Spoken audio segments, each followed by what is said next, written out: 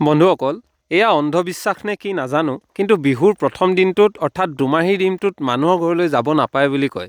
যদিহে যায় হেনো কিবা যাদু মন্ত্ৰ কৰাৰ সম্ভাৱনা থাকে। অৰ্থাৎ সেই দিনটোত যদি মানুহৰ ঘৰত বিহু খাবলৈ গৈ কিবা খায়, তেনেহ'লে মানুহে যাদু মন্ত্ৰ কৰে বুলি এষাৰ কথা লোকবিশ্বাস আছে। আৰু এই বিশ্বাসটো এতিয়াৰ নহয়, পূৰ্বজৰ আমাৰ যিসকল আইতা ককা আছিলে সেইসকলৰ মানুহৰ মুখতো শুনিবলৈ পোৱা যায় আৰু বৰ্তমান সময়তো বহুতৰ মুখত শুনিবলৈ পোৱা যায়।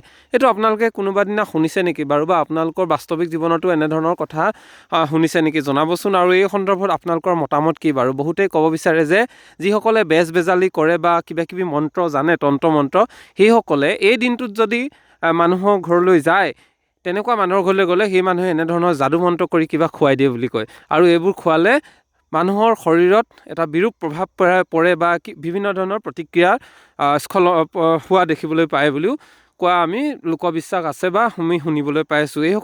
এই ক্ষেত্ৰত আপোনালোকৰ মতামত কি বাৰু? এনেধৰণৰ যদি হয় বা এনেধৰণৰ বিশ্বাস আছে, এইটোক আপোনালোকে কি বুলি ভাবে? আৰু এই ধৰণৰ কথা যিহেতু মানুহৰ মুখে মুখে চলি অহা কথা, সেয়েহে আমি আপোনালোকক সুধিবলৈ চেষ্টা কৰিছোঁ, আপোনালোকেও এনেধৰণৰ কথা শুনিছে নেকি জনাবচোন। যদিও আমাৰ সমাজখনত বৰ্তমান সময়ত পঢ়া শুনা শিক্ষিতৰ হাৰ বৃদ্ধি পাইছে, তথাপিও এনেধৰণৰ কিছুমান কথা আছে বা মানুহৰ মনত আছে আৰু এইবোৰ দেখিবলৈ পোৱা যায়। সেয়েহে এই কথাবোৰ কিছুমান কথাইতো সমাজখনক বিশৃংখলতাৰ পথলৈ নিছেই। তাৰ পাছতো কিন্তু এনেধৰণৰ কিছুমান কিন্তু বহুতে আওকাণ কৰিব নিবিচাৰে বা এইবোৰ মানি আহিছে। সেয়েহে আপোনালোকে জনাবচোন, এইবোৰ সত্য নেকি বা এনেধৰণৰ কি কথা জড়িত হৈ আছে যে প্ৰথম দিনটোত বা দুমাহীৰ দিনটোত মানুহৰ ঘৰলৈ যাব নাপায়, গ'লে কিবা কৰিব। এনেধৰণৰ কি ধৰণৰ কথা বা লোকবিশ্বাস আছে, এইবোৰ সঁচা নেকি বা এই ক্ষেত্ৰত আপোনালোকৰ মতামতবোৰ কি আমাক জনাব বুলি আশা কৰিলোঁ। কাৰণ আমাৰ বৰ্তমান সমাজ ব্যৱস্থাত যিমানেই আধুনিকতা নাযাওক কিয়, এনেধৰণৰ কিছুমান বিশ্বাস আছে। অন্ধবিশ্বাসেই হওক বা লোকবিশ্বাসেই হওক বা মানুহে কোৱা কথাই হওক, এনেধৰণৰ বিশ্বাস আছে। সেয়েহে আজি দুমাহী দিনটোতে এই কথাটো মোৰ মনলৈ আহিলে আৰু আপোনালোকক সুধিবলৈ চেষ্টা কৰিছোঁ।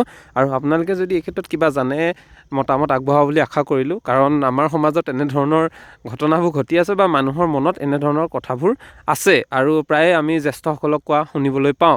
সেয়েহে এই কথাবোৰক লৈ আপোনালোকে কি বুলি ভাবে বা এনেধৰণৰ কথাবোৰে আমাৰ সমাজত কেনেধৰণৰ প্ৰভাৱ পেলাইছে, এইবোৰ কথা আচলতে সঁচা নে মিছা, ইয়াৰ অন্তৰালত কি কথা আছে, বা সঁচাকৈ এনেধৰণৰ তান্ত্ৰিকতাৰ বা শক্তি আছে নেকি যিবোৰে মানুহজনক একেবাৰে শেষ কৰাৰ বা এনেধৰণৰ পৰিকল্পনা থাকিব পাৰে তন্ত্ৰ মন্ত্ৰৰ ক্ষেত্ৰত। এই কথাবোৰক লৈ আপোনালোকে কি ভাবে, আপোনালোকৰ মনৰ কথাবোৰ, বা আপোনালোকৰ সমাজতো এনেধৰণৰ আছে নেকি বা বাস্তৱিকতা আপোনালোকে সন্মুখীন হৈছে নেকি, ইয়াৰ মতামত আপোনালোকে জনাব বুলি আশা কৰিলোঁ।